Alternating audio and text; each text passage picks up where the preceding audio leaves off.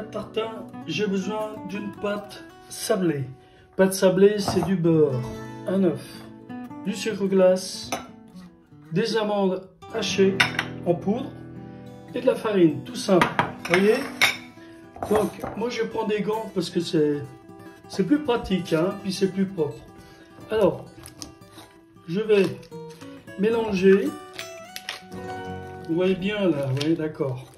Alors je mélange le sucre et les amandes et le beurre. Voilà. Et maintenant je vais bien travailler ça pour que le beurre s'incorpore vraiment aux amandes et au sucre. Vous voyez, avec l'avantage avec des gants, c'est que bon, c'est beaucoup plus propre et puis en fait on a bien travaillé la pâte. Donc ça c'est une combine que j'ai trouvée et que je fais vraiment souvent. Donc encore une combine pour vous aujourd'hui, vous voyez. Donc la pâtisserie ou la cuisine, eh ben, nous avons beaucoup d'astuces comme ça, ce qui permet de mieux travailler. Vous voyez, déjà mon beurre est prêt. Donc là je mets carrément ma farine. Vous voyez, carrément franco, hein. Et puis maintenant, je vais faire une pâte sablée. Alors, une pâte sablée, vous travaillez aux pâtes, il faut qu'elle devienne du sable. Alors, vous la travaillez bien comme ça, vous les fritez. Vous voyez, c'est pas difficile, hein. Vous voyez, comme ça. Vous la travaillez bien. Elle va devenir comme du sable. À la suite de ça, ben, on mettra l'œuf dedans. Alors j'ai oublié de dire que l'œuf, c'est mieux de le mélanger. Hein. Voilà. Vous cassez un œuf, vous le mélangez à la fourchette, et puis après vous le mettez dedans. Vous voyez? La pâte sablée, elle se travaille vraiment, c'est très léger. Hein. Une fois que vous avez fait, vous voyez, là, il y a vraiment du sable. Hein. C'est pour ça qu'on appelle une pâte sablée. Hein. Voilà. Alors, je vais rajouter un tout petit peu de sel. Ça c'est pour la cuisson. Donc une pincée de sel, moi je mets. Voilà. Vous voyez, c'est prêt. Et vous voyez, et ben vos mains, elles sont toutes propres. Regardez, c'est super, hein? Voilà, comme je vous ai dit, vous prenez un œuf, vous battez bien comme une omelette, hein, et hop, vous mettez dedans. Et maintenant, vous continuez à travailler, et c'est là que la pâte, en fait, elle va se faire parce que il y a un peu de liquide, donc elle va devenir compacte. Votre pâte.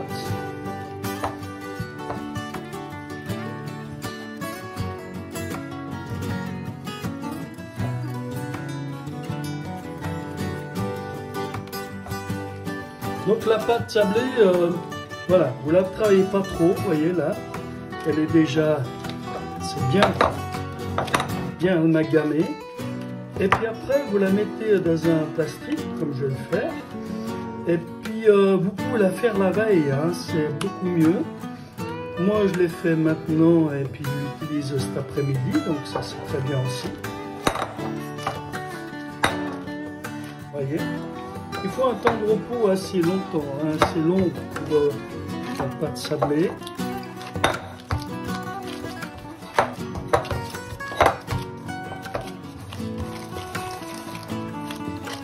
Regardez, ben voilà, on n'a pas trop travaillé et puis elle est homogène, elle est bien, c'est bien mélangé, donc ça c'est très bien.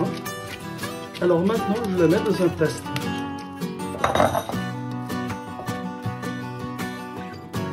Alors je l'aplatis un peu comme ça, lui donner la forme ronde que je voudrais pour ma tarte.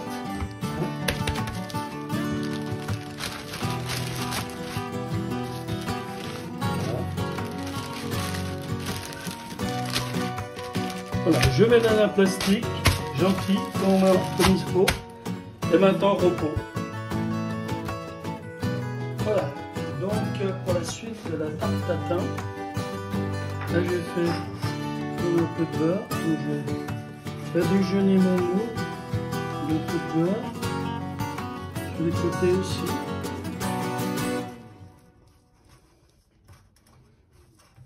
Voilà. Ensuite, je vais prendre une feuille sulfurisée, la plier en deux. Ensuite, je replie comme ça, comme ça, comme ça, et comme ça. Après, je viens prendre le diamètre à peu près de mon moule, donc ça peut à peu près ici. Je coupe en arrondi. Et voilà. Vous obtenez un rond. Papier sulfurisé pour les tartes. Donc le place bien au fond. Donc il se colle bien avec le beurre.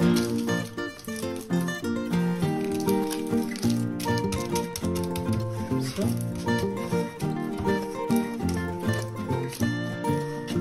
On va mettre les pommes, on va mettre le caramel au fond. Voilà, mon moule est prêt. Maintenant, on va attaquer le caramel à froid. On va faire le caramel. Donc, pour mon caramel à froid, j'ai besoin de 100 g de sucre en poudre et de 20 g de beurre pour décuire. Voilà, donc je prends une casserole. Je vais mettre à peu près sur 8. Je mets un tiers de mon sucre dans ma casserole.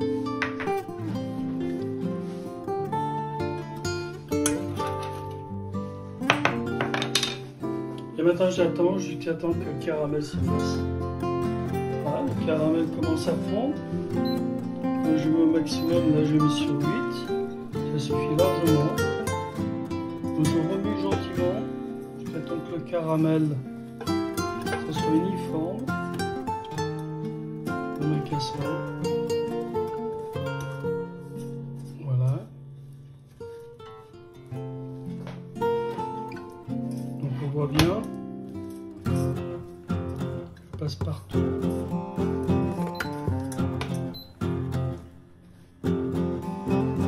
Laissez fondre.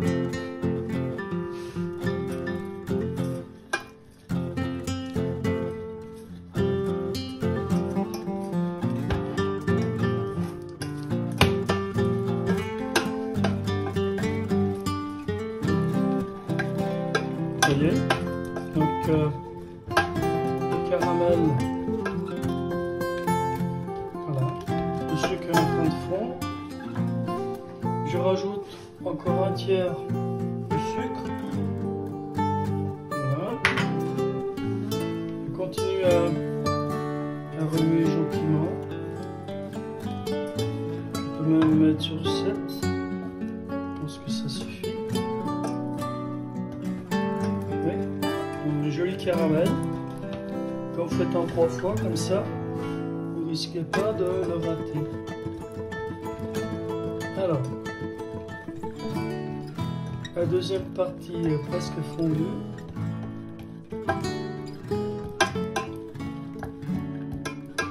Voilà, alors maintenant je rajoute la troisième partie.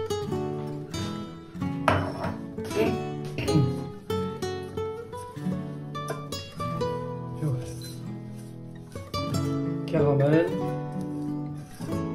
à froid, presque terminé. Une jolie couleur, bien ambrée. Ah, ça s'est arrêté, donc que je reprenne. Voilà. Sur 8. Après on va décuire un peu avec du beurre. Un petit peu de beurre. Alors, je continue mon caramel.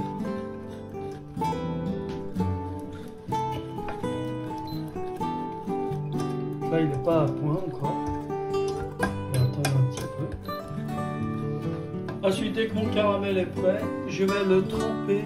Je vais tremper le cul de ma casserole dans l'eau froide pour carrément l'arrêter. Autrement, votre caramel, il continue à cuire. Donc voilà.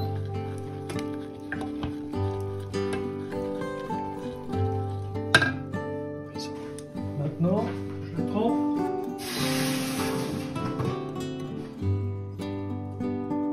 Dans la casserole d'eau froide pour qu'on arrête le caramel. Là, c'est bon. Maintenant, je peux éteindre mon feu. Je peux ajouter mon morceau de beurre, les 20 grammes.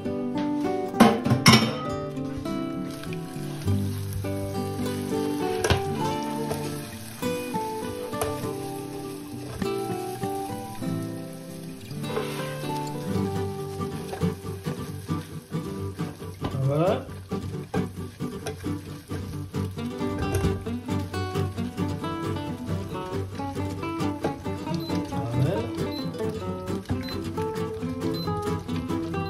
Et je remets un petit peu sur le feu pour qu'il soit complètement uniforme. Voilà, c'est mis. Donc là, je remets.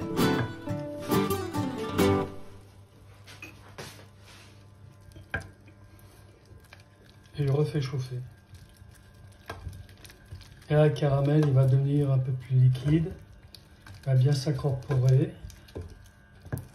Et là, c'est un beau caramel.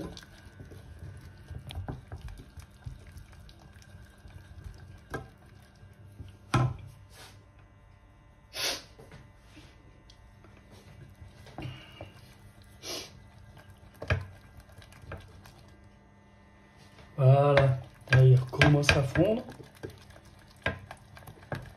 Regardez, pas beau ça? Magnifique. De votre moule. Donc j'ai beurré un tout petit peu, hein. Ça permet que quand le caramel il va mieux se démouler à la fin avec la tarte tatin. Voilà, là c'est bien. On a un bon caramel. Bon, maintenant on laisse le moule à côté, refroidir.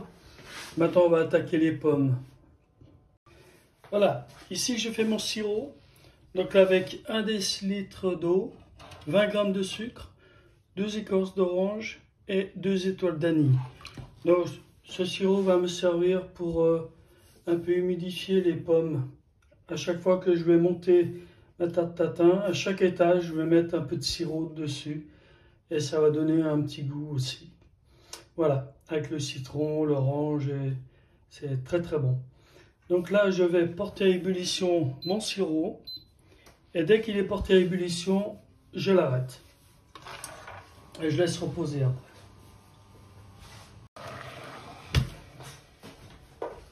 Je vais rajouter un tout petit peu de rhum aussi. C'est pas mauvais. Voilà. Ça a donné un peu de goût. Voilà, maintenant je l'arrête. Mon sirop. Et je vais mettre dessus un papier de film. Un papier film comme ça. Pour enfermer tous les arômes. Comme ça on aura tous les arômes qui vont bien rester. Ils vont infuser pendant, je pense, 30 minutes. Donc voilà, je continue. Alors, j'épluche mes pommes.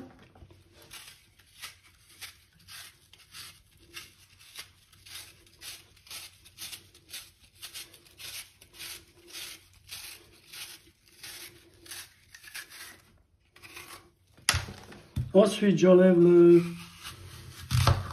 milieu avec cet appareil. Voilà, là j'ai à peu près 6 pommes. Et là j'ai mon sirop que j'ai passé. Voilà mon sirop. je mets de côté. Ah, maintenant, je prends ma mandoline. Ah, c'est une mandoline du métier, hein, qu'on trouvait dans le marché. Donc, on va couper vraiment très très fin.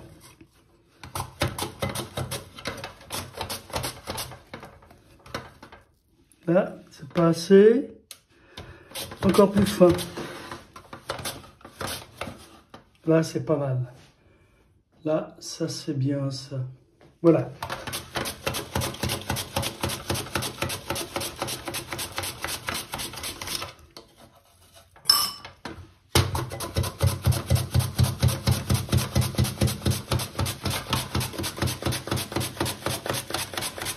Ça, c'est vraiment une mandoline de professionnel en cuisine.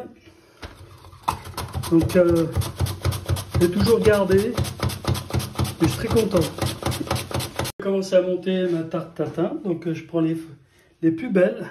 Je prends les plus belles et je commence par le milieu. Comme ça. J'essaie de ne pas faire de trous. Parce que la décoration, comme ça sera plus joli. Donc je fais ma première rosace. Là, ici. Continue.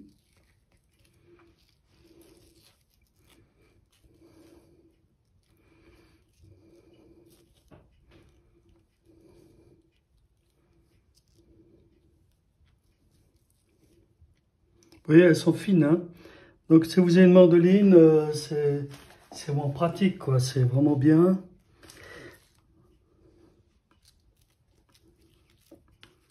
Mettez toujours les plus belles devant, parce que ce sera la décoration quand vous allez démouler après.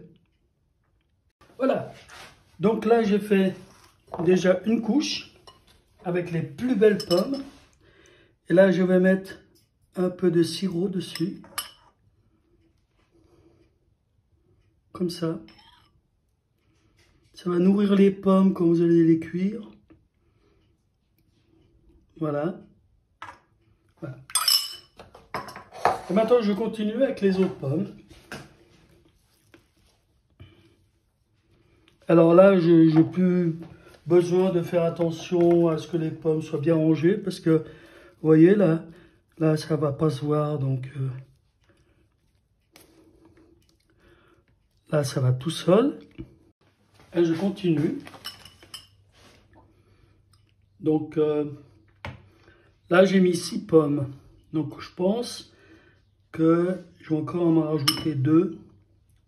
Donc, ça fait à peu près, ce que j'avais dit, 8 pommes. Voilà. Là, j'ai fini ma tarte tatin avec 7 pommes. J'ai mis 7 pommes, 7 grosses pommes.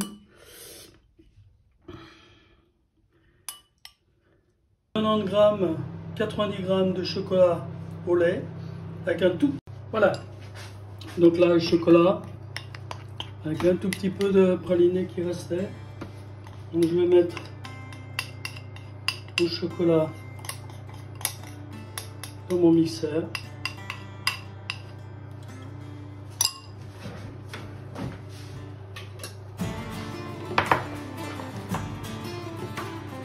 On varise, mieux. Pas tout à fait prêt, alors je rajoute un filet d'huile, hein, juste pour remuer. Voilà, juste comme ça. Et là, je le remets à tourner.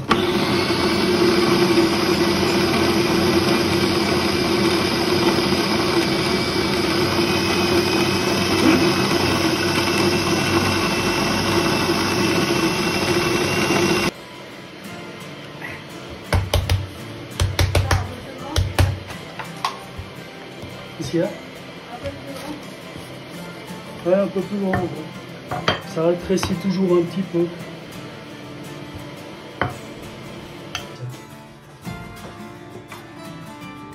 Voilà, maintenant je vais faire la chantilly au Jean Dujat. Donc dans mon bol, je vais mettre 2 cuillères à soupe. On va pas faire trop fort. Le jaune du jar. Donc comme avec le mébou, je verse sur le jaune du jar. Et je laisse agir comme ça. Voilà. 2-3 minutes.